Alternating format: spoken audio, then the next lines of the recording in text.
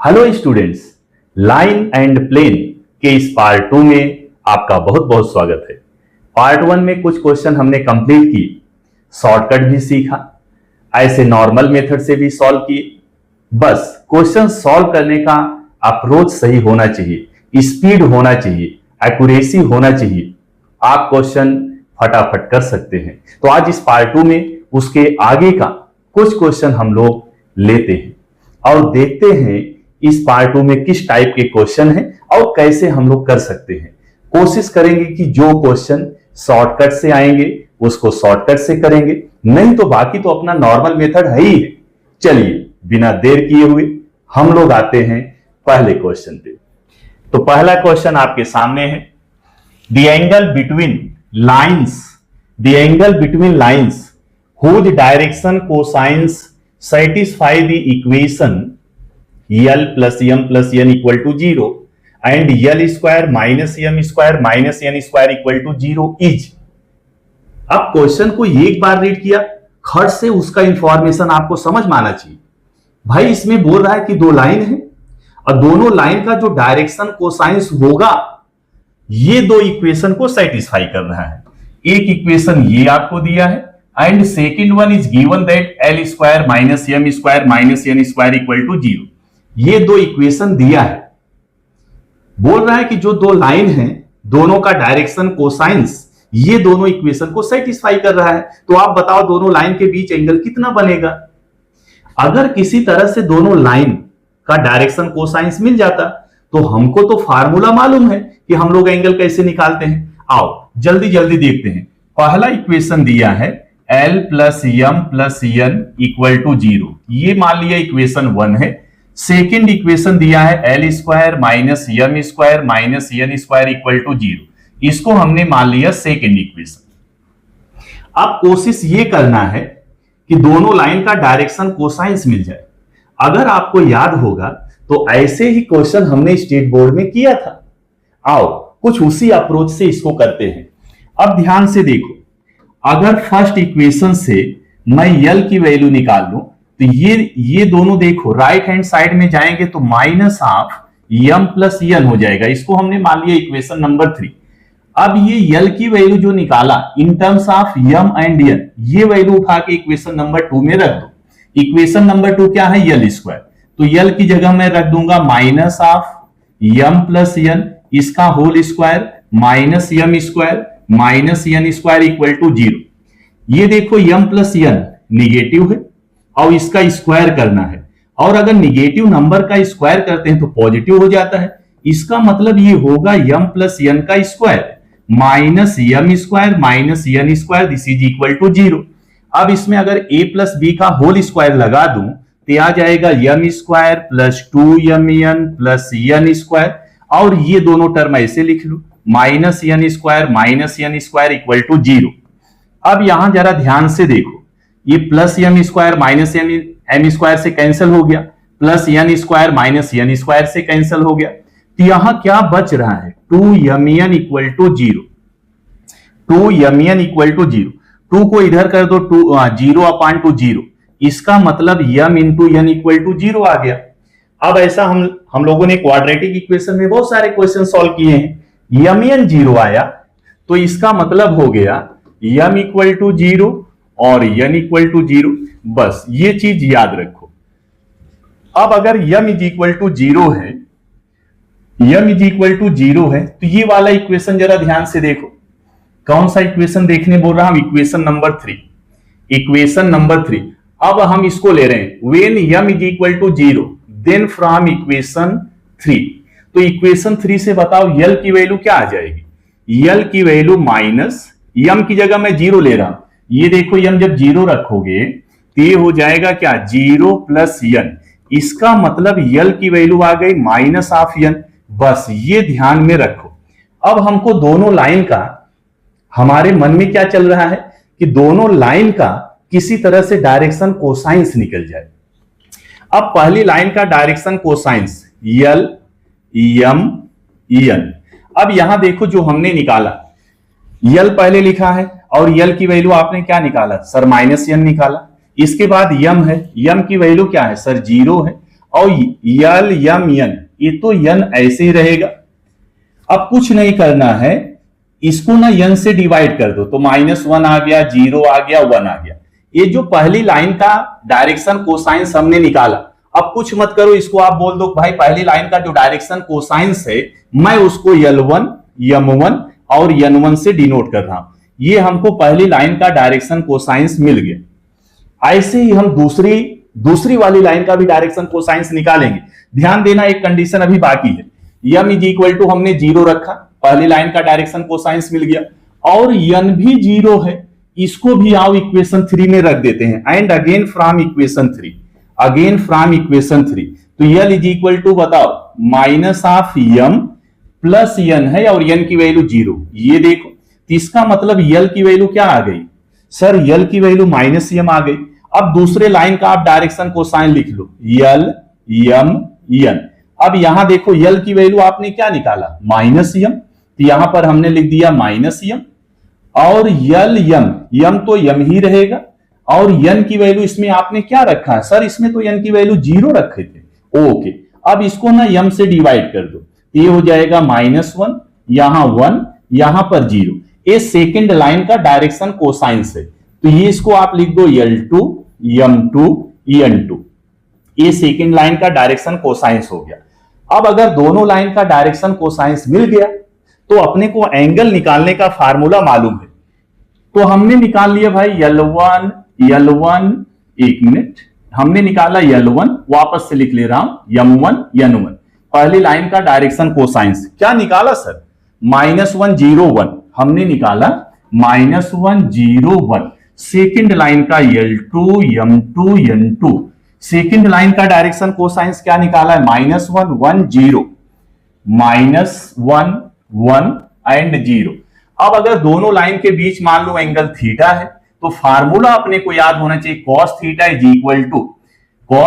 Equal to mod of L1 L2 plus M1 M2 plus N1 N2 upon में होता है under root L1 square plus M1 square plus N1 square, under root L2 square plus M2 square plus N2 square.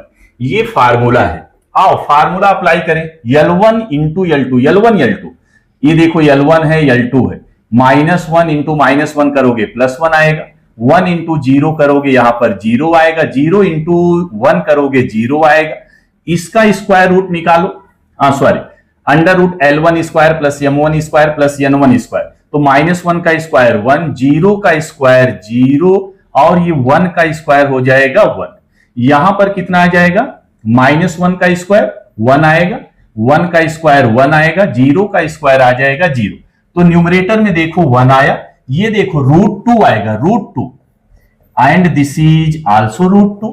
अब अगर इसको multiply कर दें तो 1/2, 1 √2 into √2 1/2, ये √2 इंटू √2 2 आएगा। तो हमको मिल गया cos theta is equal to 1/2, और अपने को मालूम है भाई cos कौन से एंगल पे 1/2 होता है, cos 60 डिग्री, 60 डिग्री मतलब π/3, तो थीटा इज इक्वल टू आ गया π/3, थीटा इज इक्वल टू आ गया π/3, यानी दोनों लाइन के बीच में एंगल बनेगा कितना, π/3। आओ देखते हैं इसका ऑप्शन कौन सा राइट है। ये देखो ऑप्शन में बी में दिया है π/3, तो फर्स्ट क्वेश्चन का ऑप्शन बी करेक्ट है। इसको शॉर्टकट से मत लगाइए, कोई शॉर्टकट नहीं है, बस इसको आप स्पीड बढ़ाइए, खट खट खट खट खट खट सॉल्व कर लीजिए। आओ आगे वाला क्वेश्चन हम लोग लेते हैं। Now next question, if the lines, ये देखो आपको दो लाइन दिया है 1 - x/2 इज इक्वल टू, अभी मैं क्या रेट करूं आपको क्वेश्चन दिख रहा है एकदम क्लियर। ये फर्स्ट लाइन है, सेकेंड लाइन है। If the lines, these two lines are at right angle, ये दोनों लाइंस राइट एंगल पर हैं, यानी दोनों लाइंस के बीच एंगल 90 डिग्री बन रहा है। तो बोल रहा है भाई हमको आप लैम्डा की वैल्यू बता दो, दोनों लाइन के बीच एंगल कितना बन रहा है, 90 डिग्री बन रहा है। तो दोनों लाइन के बीच अगर एंगल 90 डिग्री बन रहा है तो इसमें एक लैम्डा यूज किया है, तो उस लैम्डा की वैल्यू अपने को बताना है।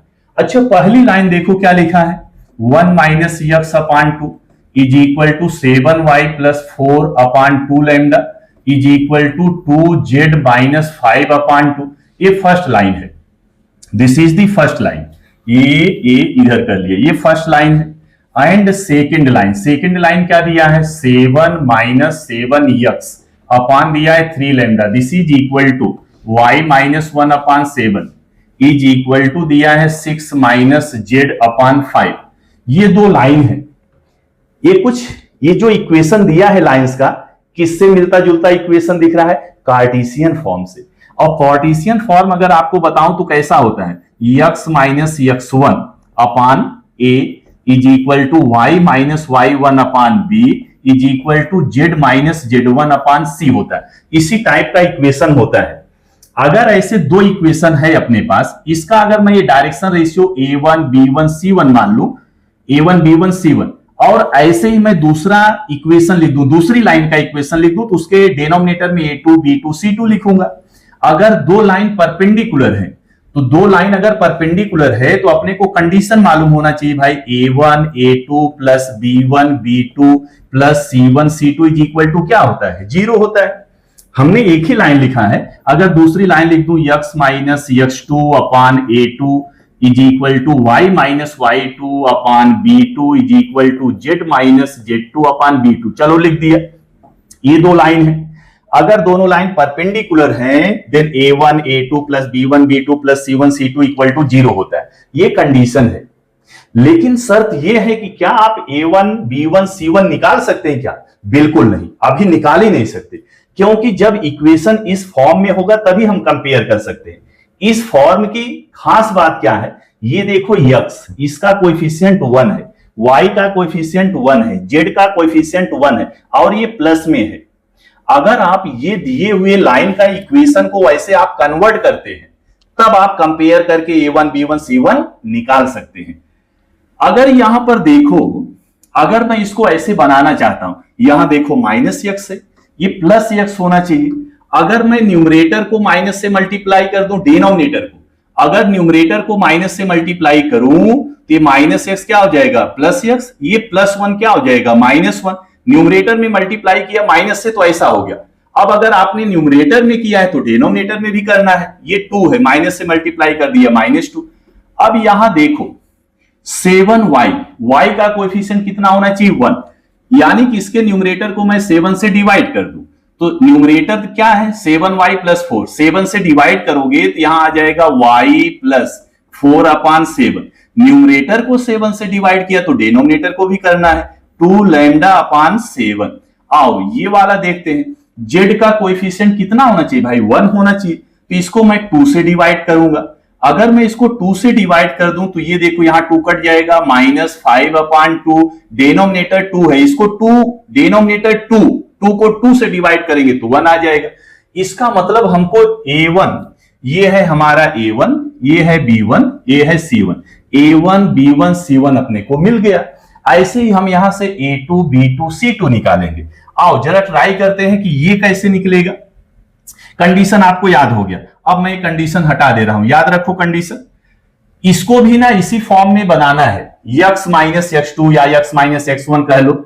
अगर इसको मैं ध्यान से देखो, ये -7x है, -7 से डिवाइड कर दो, किससे डिवाइड करूं -7 से, तो -7 से जब इसको डिवाइड करोगे तो प्लस x होगा, -7 से इसको डिवाइड करोगे तो यहां पर हो जाएगा -1, और आपने न्यूमरेटर को -7 से डिवाइड किया तो डिनोमिनेटर को भी 3 लैम्डा अपान 7, इसको ऐसे माइनस कर दो, दिस इज इक्वल टू, ये तो एकदम स्टैंडर्ड फॉर्म में लिखा है, कोई टेंशन नहीं है, y -1 अपान 7, और ये देखो माइनस जेड है, नहीं जेड चाहिए, जेड माइनस जेड 1, ये जेड इधर होना चाहिए, प्लस में होना चाहिए, तो मैं इसको माइनस से मल्टीप्लाई करूंगा, तो माइनस से मल्टीप्लाई करूंगा तो ये जेड हो गया -6, ऊपर माइनस से मल्टीप्लाई किया तो नीचे भी कर दिया। अब हमको दिख रहा है, क्या दिख रहा है सर जी, ये देखो, ये आपका क्या है a1 है, ये क्या है b1 है, ये क्या है c1 है, ये क्या है a2 है, ये क्या है b2 है, ये क्या है c2 है। अभी हमने कंडीशन लिखा था, क्या कंडीशन लिखा था, अगर दो लाइन परपेंडिकुलर है तो a1 a2 plus b1 b2 plus c1 c2 equal to 0। आइए वही कंडीशन मैं लिखता हूं, सिंस लाइंस आर परपेंडिकुलर, दोनों लाइन परपेंडिकुलर है, तो a1 a2, a1 यहां है a2 यहां है, ए भी माइनस मल्टीप्लाई करेंगे, माइनस इंटू माइनस प्लस, 2 3 जा 6 लैम्डा अपान 7 आएगा। अब देखो b1 इंटू b2 करना है, 7 से इसको मल्टीप्लाई करोगे 7 कैंसिल हो जाएगा, यहां पर आएगा 2 लैम्डा। ये देखो -1 है -5 है, सॉरी ये +1 और -5 मल्टीप्लाई करोगे -5 आएगा इक्वल टू 0। अब आप इसको अगर सॉल्व कर लेते हैं तो लैम्डा की वैल्यू आ जाएगी। ये देखो -5 को मैं अगर राइट हैंड साइड में कर दूं +5, और ये दोनों को अगर मैं इधर सॉल्व करूं, ये देखो 7 2 जा 14 लैम्डा, 14 प्लस 6 करोगे कितना आ जाएगा 20 लैम्डा अपॉन 7, यानी 20 lambda upon 7 is equal to 5। अब यहां से देखो अगर आपको निकालना है लैम्डा तो 7 को इधर करोगे इंटू हो जाएगा, 7 का किससे इंटू होगा 5 से, 7 5 जा कितना 35, ये 20 इधर इंटू में है, इधर आ जाएगा अपॉन 20, और 5 से कटेगा 5 7 जा 5 4 जा, तो लैम्डा की वैल्यू आ गई 7 अपॉन 4। क्या बोलते हो, समझे क्या? अगर समझ गए तो आओ इसका ऑप्शन चेक करते हैं। लैम्डा की वैल्यू पूछ रहा था तो लैम्डा की वैल्यू 7 अपॉन कितना आ गया 4, तो 7 अपॉन 4 ऑप्शन बी में दिया है, ऑप्शन बी में दिया है 7 अपॉन 4। क्या बोलते हो, समझ गए? चलो आगे वाला क्वेश्चन लेते हैं जल्दी जल्दी। ये रहा अगला question. If theta is the angle between the lines whose direction cosines are given by 6mn minus 2nl plus 5lm equal to 0 and 3l plus m plus 5n equal to 0, then sin theta। तो आपको बोल रहा है कि sin theta निकालो। ये अभी अभी जो हमने क्वेश्चन किया 8th वाला क्वेश्चन किया, आओ एक बार आपको चेक करा दूं। ये देखो 8th वाला क्वेश्चन, इसमें भी बोला है भाई दो लाइन है, दोनों का डायरेक्शन कोसाइंस ये दो इक्वेशन को सेटिस्फाई कर रहा है, तो इसमें अपने को क्या पूछ रहा था, एंगल बताओ। एंगल बताने का मतलब हमने क्या निकाला यहां से, ये देखो cos थीटा सेकंड पेज पे निकाला था, ये cos थीटा की वैल्यू कितना निकाला 1/2 निकाला था। अब आओ क्वेश्चन पे चलते हैं, क्या है हमारा क्वेश्चन, ये है। ऐसे ही इसमें भी हम cos थीटा निकालेंगे, और जब cos थीटा आ जाएगा cos थीटा से हम sin थीटा निकाल लेंगे। अगर इसको मैं जल्दी जल्दी सॉल्व करूं तो अपने पास देखो दो इक्वेशन दिया है। कौन कौन सा इक्वेशन दिया है? पहला इक्वेशन देखो लिखा है 6mn minus 2nl plus 5lm equal to 0, ये इक्वेशन नंबर 1 दिया है। सेकेंड इक्वेशन ये दिया है, क्या दिया है 3l plus m plus 5n equal to 0, ये सेकेंड इक्वेशन दिया है। अगर अभी अभी जो हमने 8th क्वेश्चन किया, 8वां क्वेश्चन जो किया, उसमें किसी एक इक्वेशन से हमने यल की वैल्यू m n के टर्म में निकाल लिया। जरूरी नहीं कि आप यल ही निकालो, m निकाल लो, n निकाल लो, जो निकालना आसान हो और जिस इक्वेशन से निकालना आसान हो उससे आप निकाल लो। यहां देखो इक्वेशन 2 से अगर मैं m की वैल्यू निकालूं तो एकदम इजीली निकल जाएगा। m की वैल्यू कितना आ जाएगी -3l, इसको इधर करेंगे -3l, 5n को इधर करोगे -5n, इसको बोलो इक्वेशन नंबर ये 3 है। अब यही m की वैल्यू ना दूसरे वाले इक्वेशन 1 में रख दो, पुट ऐसे लिख लो, put m in equation 1। Equation 1 में मैं ये m की वैल्यू रख रहा हूं। इक्वेशन 1 देखो जरा क्या है, इक्वेशन 1 है 6mn, m की वैल्यू ये रखना है, क्या रखोगे -3l -5n और इंटू n है वो भी लगा दो, -2nl, इसमें तो m है ही नहीं है, यहां m है, प्लस 5l m की वैल्यू ये रख दो, क्या रख दो 3l प्लस 5n। एक्चुअली ना हमको ये होमवर्क आपको देना था, लेकिन मैं चाह रहा हूं कि आप देखो कि इसको फटाफट कैसे सॉल्व करते हैं। दिस इज इक्वल टू 0, आओ इसको मल्टीप्लाई करो, यहां पर वैल्यू रख दिया ना, आओ इसको सॉल्व करते हैं। 6 3 जा 18 -18l, n से भी इंटू करना है n, -18ln, 6 5 जा 30 -30n, n into n square, ये -2nl, इसको मल्टीप्लाई करो, प्लस इंटू माइनस, 5 3 जा 15 l square, plus into minus, 5 5 जा 25 ln, this is equal to 0। आओ सारे टर्म को अरेंज करते हैं, कुछ लाइक वाइक टर्म है तो प्लस माइनस देखते हैं होगा क्या। ये देखो -30n स्क्वायर अकेले टर्म है, इसका कोई लाइक टर्म नहीं है, तो आओ इसको मैंने ऐसे लिख लिया -30n स्क्वायर, ओके, ये वाला टर्म। अच्छा ये देखो माइनस, ध्यान से देखो ये वाला टर्म देखो, -18ln, -2ln, -25ln, like terms है, और लाइक टर्म्स को हम लोग प्लस माइनस कर सकते हैं, ओके। और तीनों टर्म का साइन माइनस में है तो माइनस के साथ में प्लस कर लेंगे, -18ln, -18 -2 20 हो जाएगा, और ये 45 हो गया, कितना आ गया -45 एलियन। इसके बाद ये टर्म बच गया, इसको लिख लिया -15 दिस इज इक्वल टू 0। हर एक टर्म को ना देखो ये कितना है 30 45 15 से डिवाइड हो जाएगा, और माइनस से डिवाइड कर दोगे तो प्लस में आ जाएगा। -15 से डिवाइड करेंगे तो आ जाएगा 2n², 15 2 जा 30, माइनस माइनस कट गया, 15 3 जा तो ये आ जाएगा 3 एलियन, और 15 1 जा plus l², this is equal to 0। अब इसको फैक्टर आपको करने आता है, अगर इसका फैक्टर हम लोग करें तो 2n² प्लस यहां पर 2ln plus ln plus l² equal to 0। अब पेयर बना के ऐसे कॉमन ले लेते हैं, इसमें हमने कॉमन ले लिया 2n, तो यहां बचेगा n प्लस l बचेगा।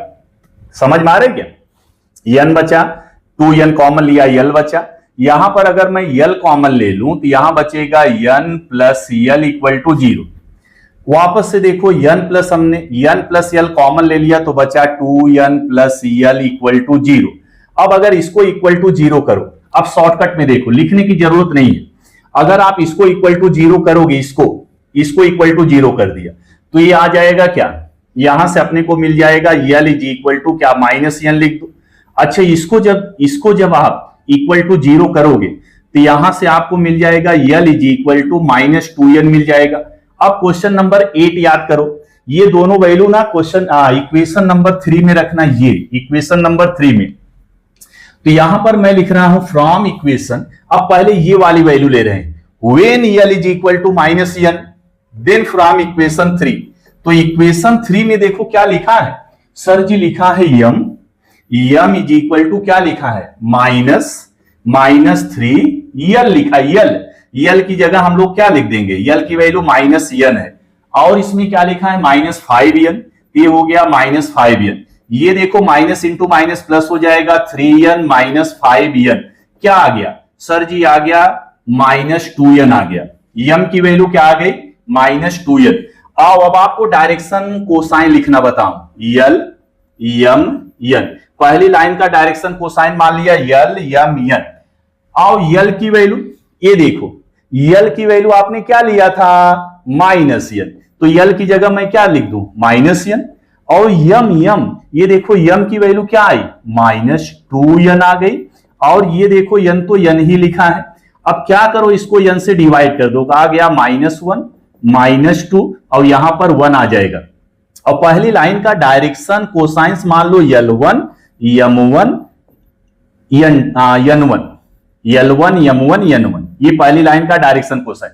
क्योंकि लाइन 2 है तो एक का direction cosines L1 M1 N1, दूसरी का L2 M2 N2। अच्छा, हमने ये पहली कंडीशन लगाया तो पहली लाइन का डायरेक्शन कोसाइंस मिल गया।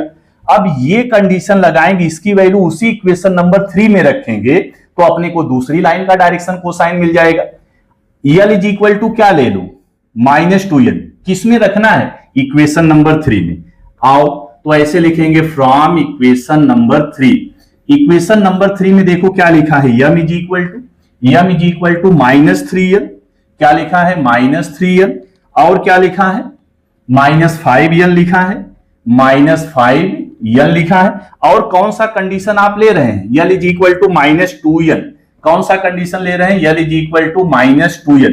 आओ इसमें रख दूं m is equal to -3l, l की जगह हम ले रहे हैं -2n, माइनस क्या 5n। ये देखो माइनस इंटू माइनस प्लस होगा, 3 2 जा 6n और -5n। तो यहां से हमको बताओ m की वैल्यू कितना मिल गई, 6n माइनस 5n कितना आ गया, n आ गया। अब दूसरी लाइन का डायरेक्शन कोसाइन वापस से वैसे ले लो, l m n ऐसे ले लो। तो l की जगह आपने क्या रखा, सर मैंने रखा 2n, और m की जगह क्या रखोगे सर, n रख देंगे, n तो n ही रहेगा, सबको n से डिवाइड कर दो तो ये हो जाएगा -2, यहां पर 1 यहां पर 1। अब ये चूंकि दूसरी वाली लाइन का डायरेक्शन कोसाइन लिखा तो इसको L2 M2 N2 ले लो। ये आपको दोनों लाइन का डायरेक्शन कोसाइन मिल गया, बराबर। अच्छा, एक बार दोनों का डायरेक्शन कोसाइन लिख ले रहे हैं, तो L1 M1 L1 आपने क्या निकाला, -1 -2 1 -1 -2 1। एक बार चेक करते हैं, -1 -2 1 बराबर। और दूसरी लाइन का डायरेक्शन कोसाइन क्या निकाला, L2 M2 N2 क्या निकाला, इसकी वैल्यू क्या आई, इसकी वैल्यू आ गई -2 1 एंड 1। अब ये दोनों से हम लोग cos थीटा निकाल सकते हैं। मान लिया दोनों लाइन के बीच एंगल थीटा है, तो cos theta is equal to क्या आ जाएगा, L1 L2 plus M1 M2 plus N1 N2 upon में क्या लिख दूं, L1 square plus L2 square, एक मिनट, अंडर रूट में क्या लिखूं, L1 square plus M1 square plus N1 square, under root L2 square plus M2 square plus N2 square. आओ cos theta निकालते हैं, cos थीटा L1 L2, ये देखो multiply करो ऐसे जल्दी जल्दी, -2 इंटू -1 2 आएगा, यहां पर -2 आएगा, 1 1 जा 1 आएगा, इसका स्क्वायर रूट L1 स्क्वायर -1 का स्क्वायर 1, 2 का स्क्वायर -2 का स्क्वायर 4, इसका बता दो 1 आएगा, चलो इसका बताओ, 2 का स्क्वायर 4 आएगा, 1 का स्क्वायर 1 प्लस 1 का स्क्वायर 1, न्यूमरेटर देखो ये दोनों कटेगा, क्या आ गया 1 आ गया, नीचे बताओ कितना आ गया, ये आ गया √6, ये बताओ ये भी √6 आ गया, तो 1/6 आ गया। cos थीटा की वैल्यू कितना आ गई सर, 1/6। लेकिन हमको तो क्वेश्चन में क्या पूछा है, हमको तो पूछ रहा है कि आप sin थीटा की वैल्यू बताओ। आओ sin थीटा की वैल्यू निकालते हैं, तो cos थीटा 1/6, तो अपने को मालूम है कि हम लोग sin थीटा ऐसे निकालते हैं, sin theta is equal to √1 minus cos square theta, यहां पे वैल्यू रखो 1 माइनस cos स्क्वायर थीटा, इसका स्क्वायर कर दो, 1 का स्क्वायर 1, 6 का स्क्वायर 36। अब जब आप इसको सॉल्व करेंगे, किसको सॉल्व करेंगे, 36 1 जा 36, -1 तो 35 अपान रूट में कितना आ गया 35 अपान 36, तो 35 का स्क्वायर रूट नहीं निकलेगा, 35 का स्क्वायर रूट नहीं निकलेगा, लेकिन 36 का तो होता है 6, तो आ गया sin थीटा इक्वल टू √35 अपान 6। ये है sin थीटा की वैल्यू। देखो कितना टाइम लग रहा है, लेकिन ये तो मैं तो बोल बोल के समझा के कर रहा हूं, आपको इतना डिटेल में थोड़ी लिखना है, रफली ऐसे खट खट खट खट खट पूरा सॉल्व कर लेंगे। तो sin थीटा की वैल्यू √35 अपान 6, तो ऑप्शन चेक करते हैं, √35 अपान 6, तो पहला ऑप्शन इसका करेक्ट है, √35 अपान 6, question number 10 option A is correct. आओ लेते हैं अगला क्वेश्चन, लेते हैं, the angle between the lines. ये देखो दो लाइन दिया है, ये देखो एक लाइन है, 3D में हमेशा एक इक्वेशन से लाइन रिप्रेजेंट नहीं करते, x is equal to y, z is equal to 0 and y is equal to 0, z is equal to 0। ये दोनों लाइन के बीच बताना है कि कितना एंगल बनेगा। अब ध्यान से समझो, ध्यान से, पहली लाइन इसने दिया है, लाइन 1, शॉर्टकट बता रहा हूं, x is equal to y, और क्या लिखा है, z is equal to 0, line 1 है, और लाइन 2 क्या दिया है, y इज इक्वल टू 0 और z इज इक्वल टू क्या लिखा है, 0 लिखा है। अब ध्यान से समझो, इसका शॉर्टकट समझो, 3D में z, जो ये लाइन है 3D की लाइन है, 3 डायमेंशनल में, अगर z इज इक्वल टू 0 है, इसका मतलब जो लाइन है completely lies on XY plane. हमारी लाइन ना XY प्लेन पे लाई कर रही है, XY प्लेन मतलब 2 डायमेंशनल, XY प्लेन जैसे 10 तक हमने पढ़ा है, 2 डायमेंशनल पढ़ा है। Z अगर 0 हो गया तो लाइन कंप्लीटली कहां लाई करेगी, XY प्लेन पे, और XY प्लेन पे ये देखो y is equal to x है। अगर मैं ऐसे डायग्राम बनाऊं, ध्यान से देखो, अगर मैं डायग्राम बना दूं, x एक्सिस बना दूं, ये y एक्सिस बना दूं, x axis y axis, y is equal to 0। अब इतना आपको जनरल आइडिया होगा ही, अगर y is equal to x है तो जितना डिस्टेंस x पे उतना डिस्टेंस y पे, जितना डिस्टेंस x पे उतना डिस्टेंस y पर, जितना डिस्टेंस x पर उतना डिस्टेंस y पर, जितना डिस्टेंस x पर उतना डिस्टेंस y पर, जितना डिस्टेंस x पर उतना डिस्टेंस y पर। अगर इसका हम लोग ग्राफ बनाएं तो y is equal to x, ये लाइन कुछ ऐसे आती है, ये देखो x एक्सिस y एक्सिस को ये बाइसेक्ट करती है, ये 90 डिग्री है तो 45 बाइसेक्ट करती है। अगर आप इतना समझ गए, अब 3D में ध्यान दो, इधर ध्यान दो, अगर 3D में कोई जैसे अगर मैं 2D में आपको बोलूं, ध्यान दो, अगर मैं 2D में बोलूं x एक्सिस का इक्वेशन बताओ, तो आप बोलोगे सर y इक्वल टू 0। अगर मैं बोलूं y एक्सिस का इक्वेशन बताओ, तो आप बोलोगे सर x इक्वल टू 0। लेकिन ये तो 2D की बात है, किसकी बात है, 2D की। y is equal to 0, 2D मतलब 2 डायमेंशनल। अगर कोई 2 डायमेंशनल में बोल दे y इज इक्वल टू 0, हम खट से समझ जाएंगे ये x एक्सिस की बात हो रही है। अगर कोई बोल दे x इज इक्वल टू 0 तो हम समझ जाएंगे वो तो y एक्सिस होता है। ऐसे ही 3 डायमेंशनल में अगर कोई बोले 3 डायमेंशनल में अगर कोई बोले x एक्सिस का इक्वेशन बताओ, 2 डायमेंशनल में आप कैसे बताते हैं? 2 डायमेंशनल में x एक्सिस का इक्वेशन क्या बताते हो? y equal to 0। तो 3D में क्या बताओगे? 3 डायमेंशनल में x एक्सिस का इक्वेशन क्या बताओगे? Sir y equal to 0, z is equal to 0। इसका मतलब अगर y इक्वल टू 0 है, z इज इक्वल टू 0 है, तो ये हमको लिखा है कि भाई ये x एक्सिस है। क्या है ये x एक्सिस का इक्वेशन लिखा है। अब देखो यहां से हमने जो लाइन इंटरसेप्ट किया, जो लाइन हमने कंक्लूड किया वो ये लाइन है, और यहां से जो अपने को समझ में आया वो बोल रहा है भाई x एक्सिस, तो हमारा x एक्सिस ये है और हमारी लाइन 1 ये है। अब बोल रहा है दोनों के बीच एंगल बताओ, तो दोनों के बीच तो एंगल 45 डिग्री है। बस कुछ नहीं करना है, ऑप्शन देखो और टिक कर दो। क्या बोलते हो, समझ में आया क्या? अगर ऐसे ही आप शॉर्टकट से करोगे तो ज्यादा इजी है, और मेथड पे जाओगे बहुत लंबा होगा। शॉर्टकट पसंद आया तो कमेंट जरूर करना। चलो ये हो गया क्वेश्चन नंबर 11 का शॉर्टकट। आते हैं question number 12। The angle between the line and plane is cos inverse under root 5/14। एक लाइन दिया है, एक प्लेन दिया है, दोनों के बीच ये एंगल बढ़ रहा है। Then the value of lambda, तो बोल रहा है कि आप लैम्डा की वैल्यू बताओ। एक लाइन है और दूसरी प्लेन है, दोनों के बीच एंगल बना है, तो लैम्डा बताओ। और लाइन और प्लेन के बीच में जब एंगल बनता है तो फार्मूला हम लोग यूज करते हैं sine theta is equal to mod of B bar dot N bar upon में mod b bar into mod of n bar. Part 1 अगर आपने अच्छे से देखा होगा तो ये फार्मूला आपको याद होगा। अब इसमें बी बार और एन बार क्या है? N bar is normal vector to the plane. N bar क्या है? प्लेन का नॉर्मल वेक्टर है। बी बार क्या है? बी बार वो वेक्टर है जिसके पैरेलल हमारी लाइन है। अगर यहां से हमने बी बार निकाल लिया, ये लाइन देख के बी बार निकाल दो, और ये प्लेन देख के आप एन बार निकाल लो, बस यहां फार्मूला में वैल्यू रख सकते हैं। साइन थीटा कैसे निकालोगे? ये देखो कॉस इनवर्स दिया है। कॉस इनवर्स, जितने भी ट्रिग्नोमेट्रिक इनवर्स ट्रिग्नोमेट्रिक फंक्शंस होते हैं एक्चुअली वो एंगल होते हैं। अच्छा, कॉस इनवर्स ये जो दिया है इससे हम साइन थीटा निकाल सकते हैं। साइन थीटा निकाल सकते हैं, साइन थीटा बाद में निकालते हैं। पहले हम लिखते हैं बी बार क्या है। बी बार क्या है? बी बार एक वेक्टर है जो लाइन के पैरेलल है। लाइन जिसके पैरेलल है वो वेक्टर होता है बी बार।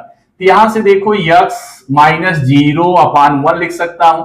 ये देखो स्टैंडर्ड फॉर्म में लिखा है।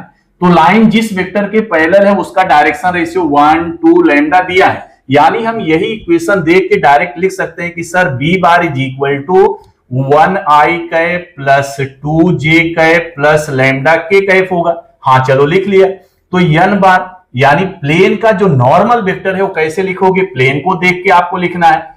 प्लेन का जो नॉर्मल वेक्टर है उसका डायरेक्शन रेशियो है 1 है 2 है 3 है। अब अगर मैं नॉर्मल वेक्टर लिखूं तो 1i cap plus 2j cap plus 3k cap. क्या है, समझ में आया क्या? अब इतने से हम लोग यहां पर जितने टर्म यूज हुए हैं सबको निकाल सकते हैं। अगर मैं पहले यहां पर निकाल लूं बी बार डॉट एन बार, तो ये देखो 1 1 जा 1, 2 2 जा 4, 3 इंटू लैम्डा, ये हो जाएगा 3 लैम्डा। तो B bar dot N bar आ गया 4 + 1 5 + 3 लैम्डा। ये B bar dot N bar की वैल्यू है।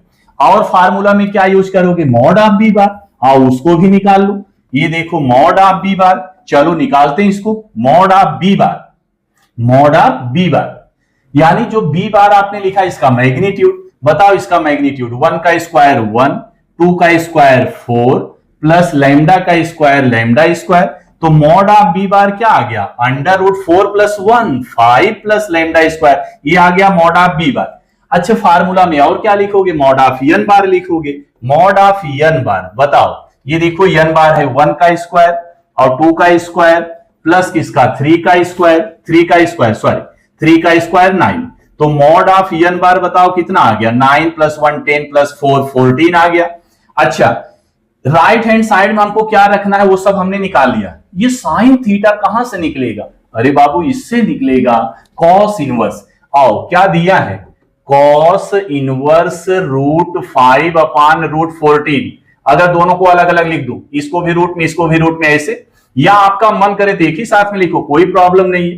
√5/14, इसको मान लिया थीटा। ध्यान दो, cos theta is equal to कितना हो जाएगा, cos theta is equal to root में आ जाएगा 5/14, लेकिन हमको तो साइन थीटा चाहिए, तो साइन थीटा कैसे निकालोगे, 10th में सीखा है sine theta is equal to 1 minus cos square theta, cos square theta, यहां cos स्क्वायर थीटा, इसका स्क्वायर कर दो, स्क्वायर करेंगे तो रूट हट जाएगा 5/14, तो 14 1 जा 14 माइनस 5 कितना आ जाएगा 9/14। तो बताओ साइन थीटा कितना आ गया, 9 का स्क्वायर रूट कितना होगा 3 होगा, और इसका स्क्वायर रूट नहीं निकलेगा, ऐसे लिख दो। आओ फार्मूला से, फार्मूला में वैल्यू पुट कर दे, फ्रॉम फार्मूला, कहां लिखा है फार्मूला, फार्मूला इधर लिखा है, sine theta is equal to this. तो साइन थीटा की वैल्यू हमने कितना निकाला सर, निकाला 3/√14 इज इक्वल टू क्या लिखोगे, mod of B bar dot N bar, ये देखो निकाला है, कितना निकाला है 5 + 3 लैम्डा, 5 + 3 लैम्डा, मॉड की जरूरत नहीं है, माइनस होता तो मॉड लगाते। और अपान में क्या लिखोगे, अपान में mod of B bar, mod of B bar कितना निकाला है, ये देखो अंडर रूट आपने निकाला है 5 + लैम्डा का square into mod of n bar, और मॉड ऑफ एन बार आपने क्या निकाला है √14 निकाला है।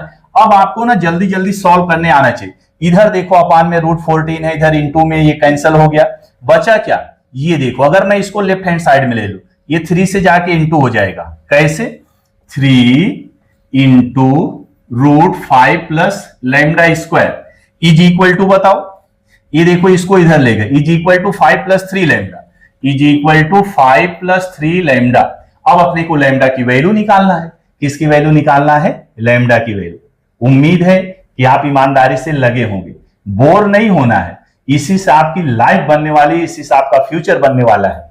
अब अगर मैं दोनों साइड का स्क्वायर कर दूं तो रूट हट जाएगा, क्योंकि लैम्डा तो रूट के अंदर फंसा हुआ है। कैसे निकालोगे, इसको तभी निकाल सकते हैं जब ये रूट से बाहर आए, और रूट से बाहर कब आएगा, जब स्क्वायर करेंगे। ये देखो लेफ्ट हैंड साइड, जब आप लेफ्ट हैंड साइड का स्क्वायर करोगे तो 3 का स्क्वायर 9, इसका स्क्वायर रूट हट जाएगा, 5 + लैम्डा का स्क्वायर। अच्छा इसका अगर मैं स्क्वायर कर दूं, इसका स्क्वायर राइट हैंड साइड क्या है 5 + 3 लैम्डा, इसका अगर स्क्वायर करोगे a + b का होल स्क्वायर, a स्क्वायर यानी 25 + 2ab, जो 2ab वाला टर्म 5 3 जा 15 2 जा 30 लैम्डा, इसका स्क्वायर करोगे तो 9 लैम्डा स्क्वायर, यानी यहां पर आ गया 25 + 30 लैम्डा प्लस 9 लैम्डा का स्क्वायर। और इसको मल्टीप्लाई कर दूं, 5 9 जा कितना 45, यहां पर 9 into lambda square, 9 lambda square. अब इतना ज्यादा लिखो मत, ये देखो ये लेफ्ट हैंड साइड है, right hand side, 9 lambda square 9 lambda square से कट गया। इधर देखो कितना है 45, जब आप इसको इधर लाओगे तो 45 माइनस कितना 20 इज इक्वल टू कितना 30 लैम्डा। इसको माइनस कर दो सर 20 आएगा, this is equal to 30 lambda. तो लैम्डा की वैल्यू निकालोगे 20, ये 30 इधर आ गया अपान में, 0 0 कट गया, तो हमको दिख गया लैम्डा की वैल्यू कितना 2 अपान आ गए 3। क्या बोलते हो, समझ में आया? ऑप्शन चेक करते हैं, 2/3 पहला ही ऑप्शन है, वाह ऑप्शन ये करेक्ट है। Question number 12 option A is correct. समझा क्या? अब इसको ना स्पीड बढ़ाइए, जल्दी जल्दी सॉल्व करिए, जल्दी जल्दी सॉल्व करिए। चल आओ आगे वाला क्वेश्चन लेते हैं। क्वेश्चन नंबर क्या है 13, the projection of line segment joining. बोल रहा है कि projection of line segment joining, ये दो पॉइंट हैं, इसको ज्वाइन करने से सेगमेंट PQ बनेगा। सेगमेंट PQ उसका projection line whose direction ratios are 1,2,2। तो हमने तो ऐसा नहीं पढ़ा है लाइन का प्रोजेक्शन किसी लाइन पर, हमने पढ़ा है किसी वेक्टर का प्रोजेक्शन किसी दूसरे वेक्टर पर।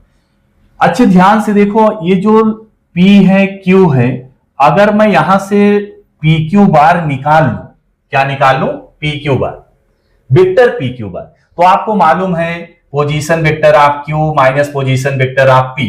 अब आपके इतना टाइम आपके पास नहीं, शॉर्टकट में लगाना है, तो PQ बार कैसे निकालेंगे, 3 - 2 कितना आ जाएगा 1। कोऑर्डिनेट फॉर्म में लिख रहा हूं, पूरा वेक्टर नहीं लिख रहा हूं। अगर पूरा आप वेक्टर लिखोगे, देखो कैसे लिखोगे, 3 - 2 1 आ जाएगा 1i कैप, 2 - 1 ए प्लस हो जाएगा तो आ जाएगा 3j कैप, -1 -0 -1 के कैप ऐसे, लेकिन ऐसे आपको लिखने की जरूरत नहीं, ऐसे मत लिखो, डायरेक्ट कोऑर्डिनेट फॉर्म में लिखो। 3 - 2 कितना आ गया, 1 आ गया। 2 - 1, ये माइनस करेंगे प्लस हो जाएगा, 3 आएगा। -1 - 0 -1 आएगा। यानी हमने जो लिखा है ना, ये coefficients of I cap, J cap, के कैप लिखा है। अच्छा, बोल रहा है कि ये जो वेक्टर है ना, इसका प्रोजेक्शन किस पर, उस लाइन पर जिसका डायरेक्शन रेशियो 1,2,2 है। अगर मैं इसको वेक्टर फॉर्म में लिखूं तो ऐसे लिखूंगा 1i cap plus 2j cap plus 2k cap. तो आप इसको मान लो कि भाई जो लाइन, जिस लाइन पे प्रोजेक्शन निकालना है और जिसका पोजीशन, जिसका डायरेक्शन रेशियो ये है, हमने अगर इसको मान लिया a बार, तो ये बार हो जाएगा 1i cap 2j cap plus 2k cap. इसका कोएफिशिएंट फॉर्म में लिख लो, कोऑर्डिनेट फॉर्म में 1 2 2। अच्छा, अब आओ आपको फार्मूला याद दिलाऊं, projection of A bar, projection of, formula याद दिलाऊं, प्रोजेक्शन ऑफ, अगर मैं ऐसा लिख रहा हूं projection of B bar on A bar, formula याद है क्या, बी बार का प्रोजेक्शन ए बार पर, बी बार का प्रोजेक्शन ए बार पर लिखोगे कैसे, b bar dot A bar upon mod of A bar, ये होता है फार्मूला, ये है formula, projection of B bar on A bar, projection of B bar on A bar, b bar dot A bar upon mod of A bar. अब इसका projection किसका, P Q बार का ए बार पर, तो प्रोजेक्शन कैसे निकालोगे, P Q bar dot A bar upon mod of A bar, ये है प्रोजेक्शन इसका।